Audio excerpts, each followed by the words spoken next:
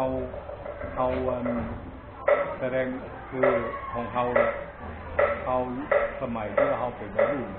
เขากินเหล้าเลยฮะทานน้ำดูเขาก็จะแปลงนั้นได้โค้งที่สองอันนี้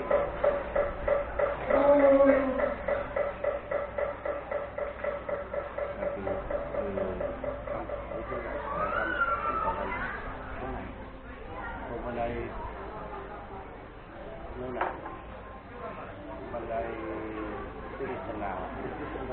คืออย่างนี้มันเป็นสี่เหลี่ยมนี้ใช่ไหมมันเป็นสี่เหลี่ยมมันนี้ใช่ไหมก็จะปักเสาสองทำเสาเป็นสองอันนี้เข้ามาอย่างนี้แล้วก็ทำโค้งอย่างนี้ต่อโค้งอย่างนี้จะทำบันไดอย่างนี้ไม่ถูกบันไดมันที่ผมกินแล้วแต่สไตล์ของมันก็คือหยิบอย่างนั้นอยู่แล้วนะครับแล้วแต่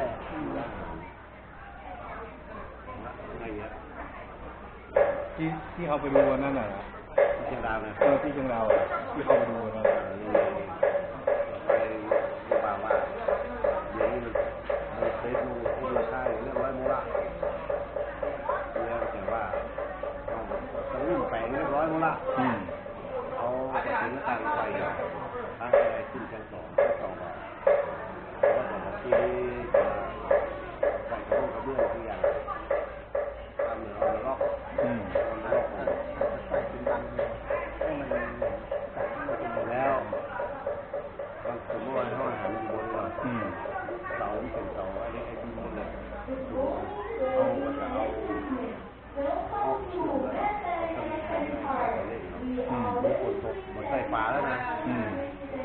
ก็จะมีใส่เอาแล้วตะโกนนี่เราทำเป็นแท่งออกเชื่อม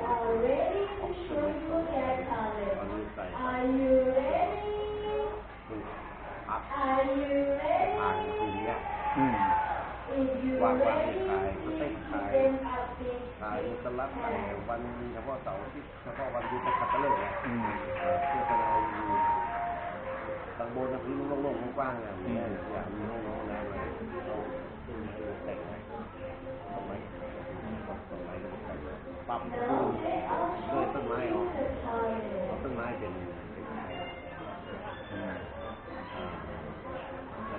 ติดระบบน้ำที่ตรงที่เข้าไปแทนที่เราแปลงนี่มันสูงมากเอา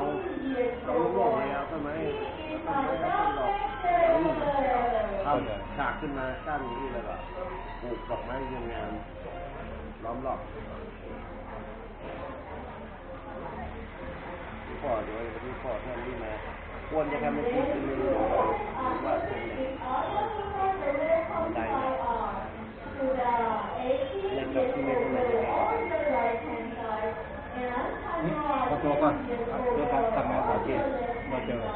ฝากเรื่องนั้นก่อนขอบคุณครับประธา